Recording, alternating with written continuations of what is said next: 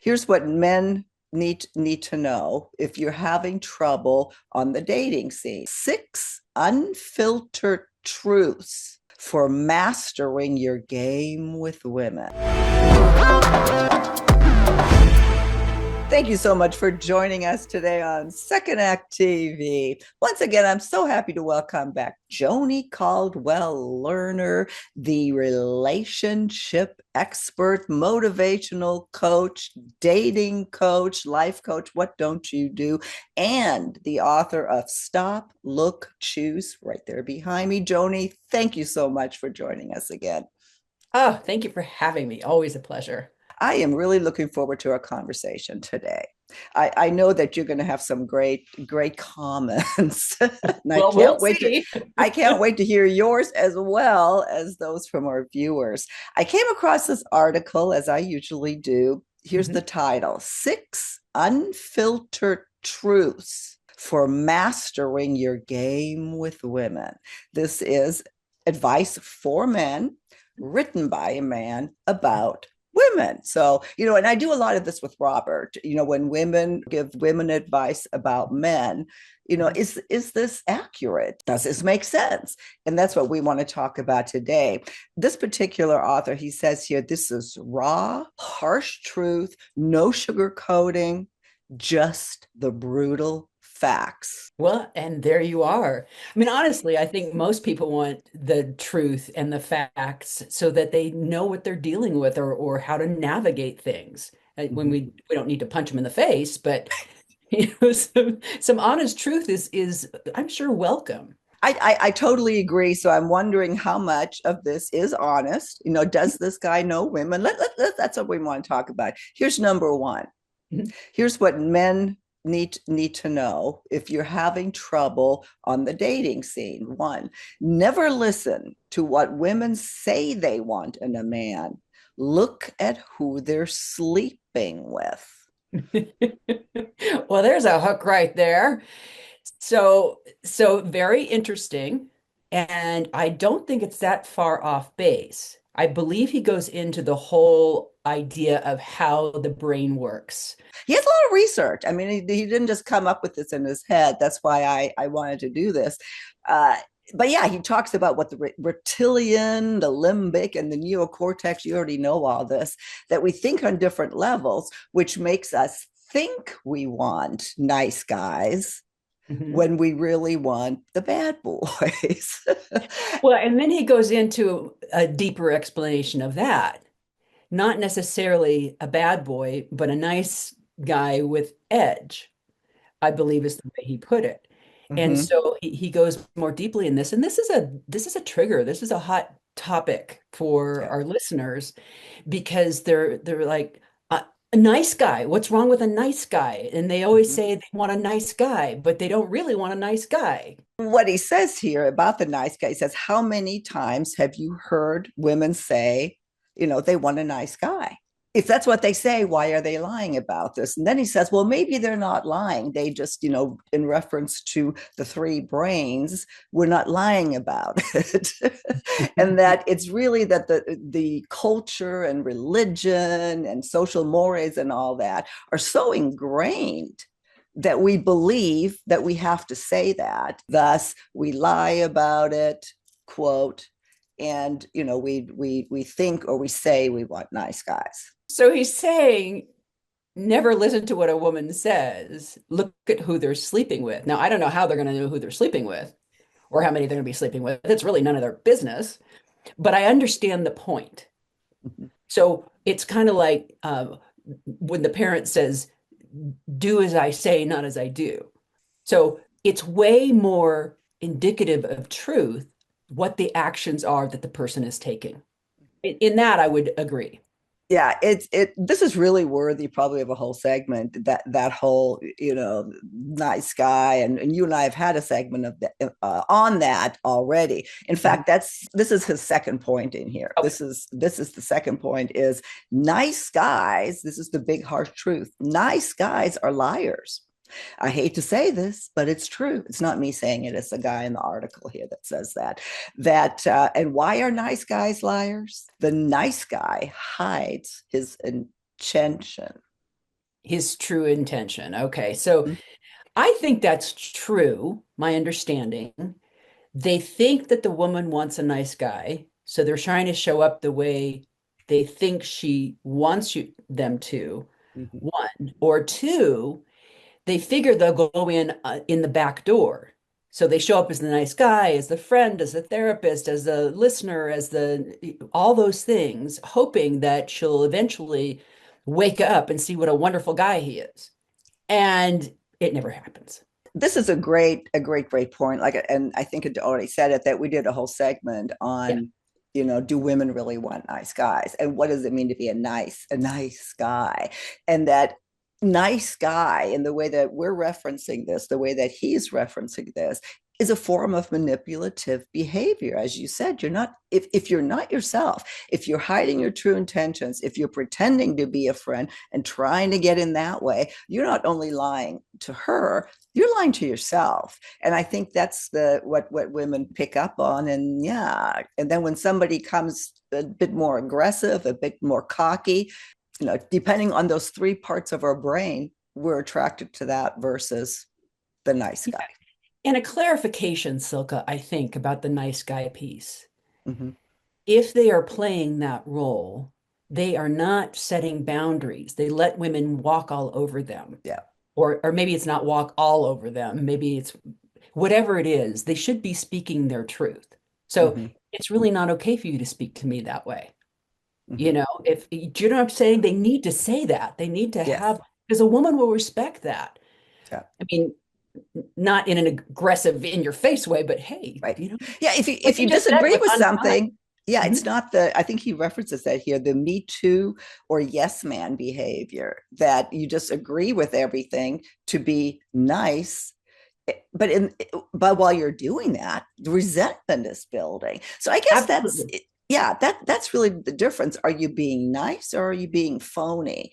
And Mhm. I guess women do pick up on that, and I agree with this point. Yeah. And I don't want men to lose themselves in that. Please be who you are. I respect that. Here, point three, another. If you need her, you're weak. Another harsh truth here, that Oh. unless you've been lying under a rock, you probably already heard that neediness is the number one attraction killer. Mhm. And what women see in needy men, the number one thing that turns them off is weakness. Is that true? I would say absolutely.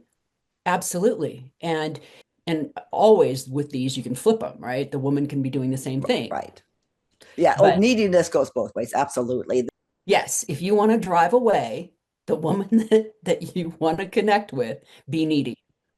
If you want to stay alone, be needy.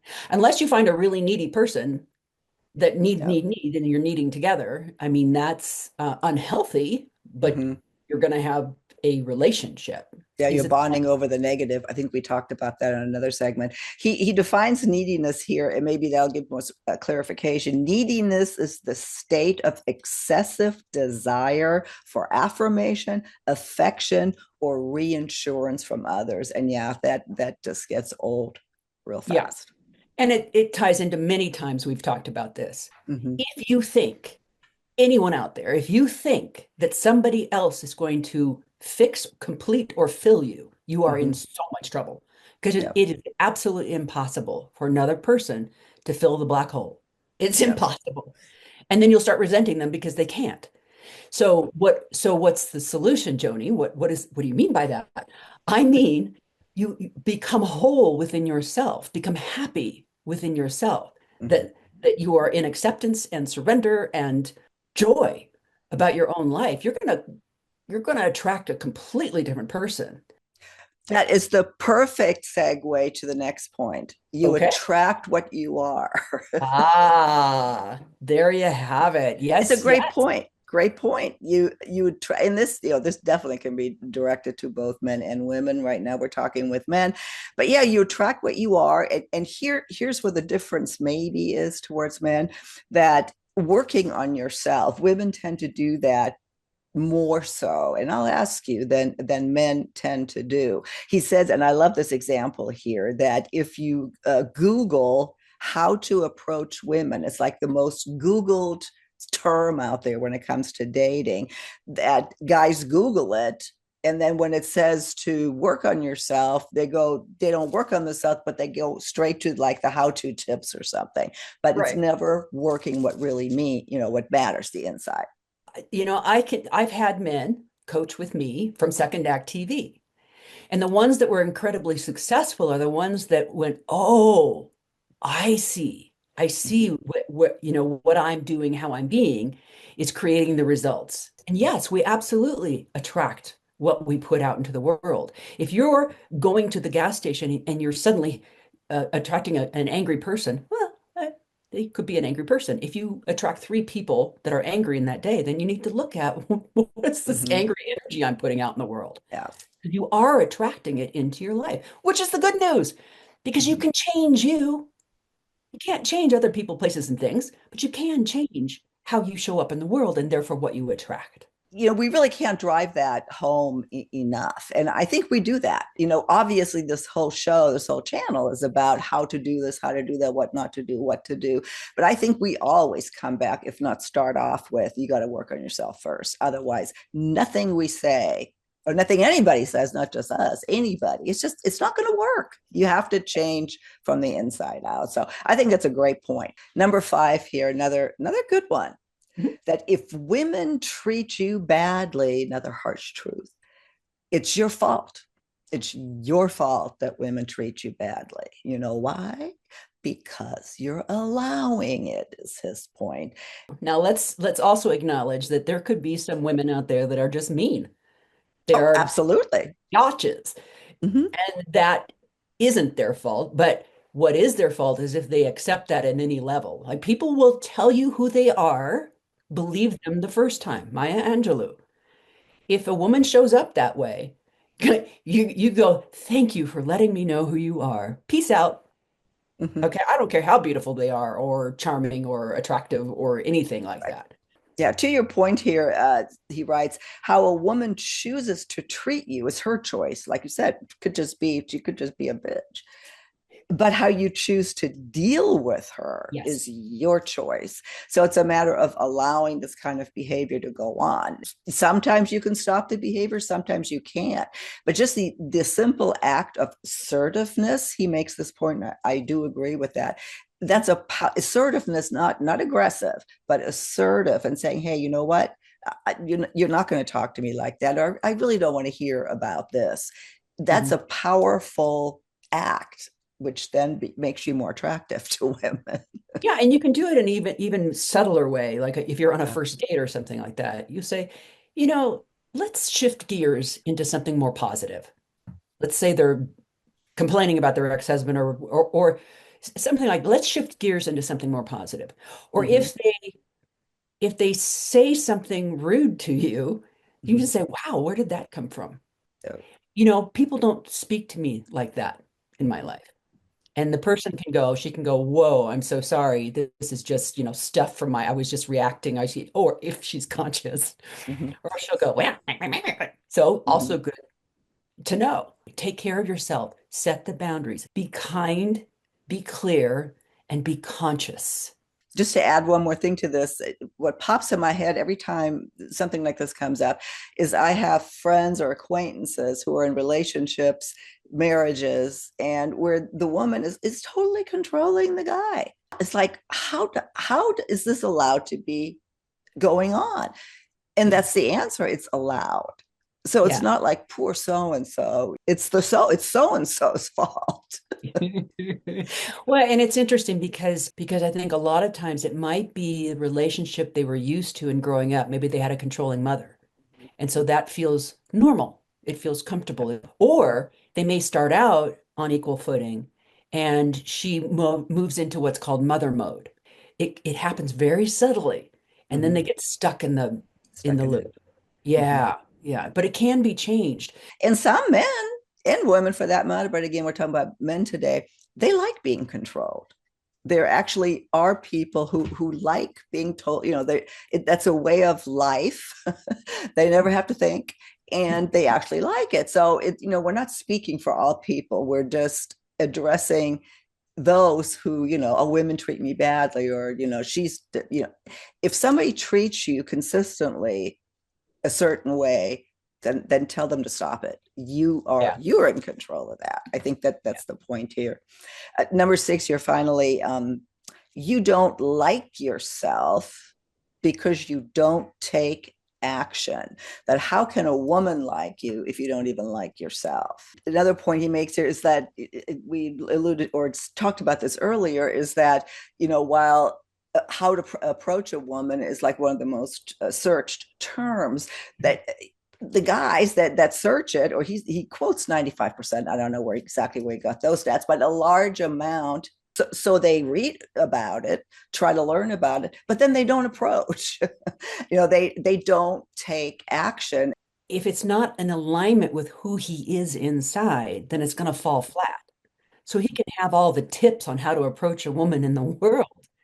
But if the energy behind it is resentful or angry or needy or insecure, or that energy is far more powerful than the approach. I think in closing this out, I want to say what the author wrote here is that if you're asking yourself, how can I get the woman? Stop asking that question. Instead, ask yourself, how can I become the kind of man that attracts women?